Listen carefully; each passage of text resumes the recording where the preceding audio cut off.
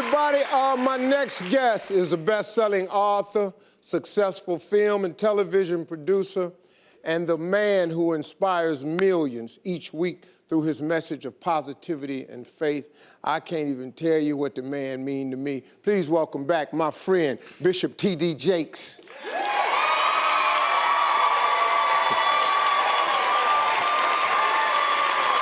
What's up? How you doing? My man. I'm good, thank you, boy. How's everybody?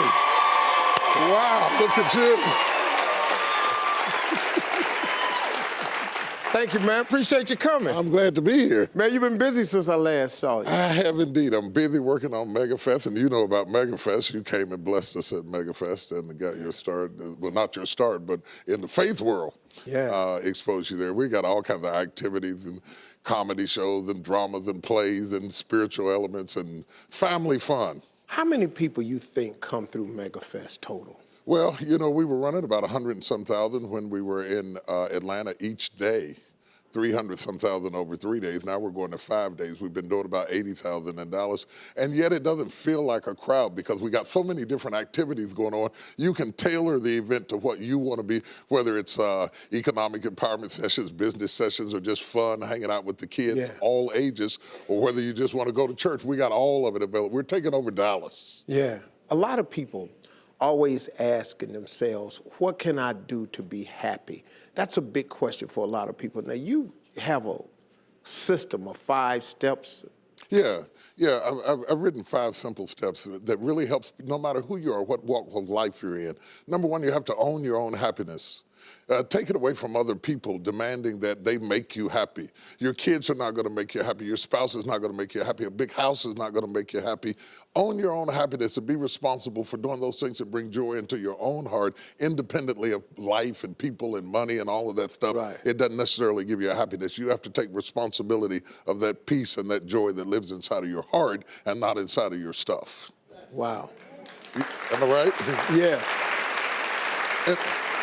And the second thing that I think people need to do is challenge their own story because people torment themselves by how they see their life. They've told themselves a story as if it were the truth when it is really a perspective truth. And sometimes you've narrated a story that you beat yourself to death with. Challenge your own story. Change the way you talk to yourself about who you are and what happened to you and what you're going to do in your life. You wrote the script. Change the story. Change the dialogue. You can, am I right? You know? Yeah.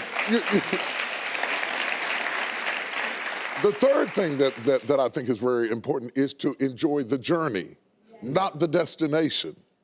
A lot of us delay our happiness. When I get to this level, when I get my degree, when I get the kids, when I get married, I'm going to be happy. Enjoy the journey. Enjoy the whole step, the whole process. Every day that you get up to strive for whatever it is you're after. You know I'm a goal-oriented guy. Yeah, absolutely. But you don't celebrate when you get to the finish line. Celebrate all along the way. Celebrate all along the way. Yeah, man.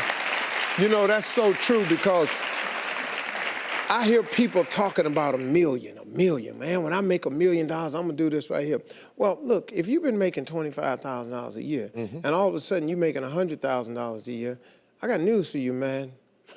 You need to go eat a piece of cake and put a candle in it or something, because that's a big jump. And like you say, enjoying the journey is just realizing that there's joy in the process. That, and then I put me on my calendar. Put me on my calendar, because I want my attention too. Because if you don't see yourself as valuable, nobody else will. You know, nobody else will. The other point is make relationships count. Making your relationships count, because everything is about relationships. First of all, your relationship with God. That's a very important thing to have, because as long as you know that there's somebody in charge, you don't have to bear the brunt of the responsibility and the weight of what's going on in your life. You can talk to the boss, okay? Number 2, enjoy your relationship with yourself. If you don't like you, it makes it hard for me to like you. Because people, when you walk into their atmosphere, they draw you into the cosmos of their own drama. And if they're full of drama without you, when you come in, you become caught up in the cyclone of their drama. Yeah. Enjoy your relationship with yourself. And then anybody else who comes in, they enter into a party you already started.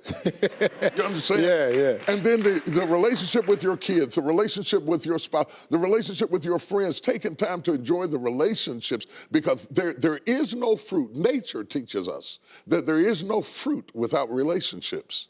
You cannot be fruitful by yourself in business, in home, in life, in church. I don't care what it is. You are no more than the relationships you surround yourself with, and make sure that those are good ones. The fifth thing, Yeah. No, go ahead. I'm loving it, man. Is this good? Yeah, this is really good. The fifth thing that I really ascribe to is balance work with play. You can't do all of either one and be successful. And to those whom much is given, much is required. And if you work really hard and you're a really diligent person, make sure that you do some play to balance your life out. If you play real hard but you don't work very much, you're going to be fun, but you're going to be hungry. You know what I'm saying? You got to balance work with play. You have to balance that with your children. If you're always a disciplinarian, your daddy going to get you when you get home. I don't want to always be the police in the house. Yeah. I want to be the fun guy sometimes. Balancing work with play called this not only for you to be holistic, but for people to get a better perspective of who you are. I get on my Instagram and I put crazy stuff. My kids die. Just yesterday, I put me sweating in the gym saying they said it's going to be fun, but it hadn't gotten fun yet. You know, to let people know that everything is not serious every day. That's too much pressure. We've got way too much pressure on us to be the people we were created to be. You got to enjoy the journey and the process. Like I told my kids the other day, I said, let me explain something to y'all. If something happened to me and mama, I want you all to understand, y'all gonna be around the casket crying because I'm not leaving you everything. I'm just not. I'm gonna spend 85% of my income on me and your mama. Right. Yeah. Right.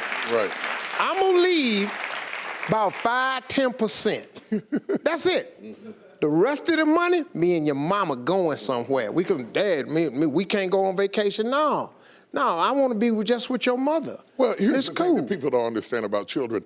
It is not what you leave to them that makes them great. It's what you leave in them. And if you leave enough in them, you don't have to worry about what you leave to them. If you leave more to them than you leave in them, they will run through everything you left to them. Yeah. But if you leave enough in them, you don't have to leave so much to them because they can go out there and make their own way in life. Cool. I'm glad you said that, because now they ain't getting nothing. Coming up next, Bishop T.D. Jakes has a special story to share with us that proves miracles happen right here on earth. Stay with us. We'll be right back.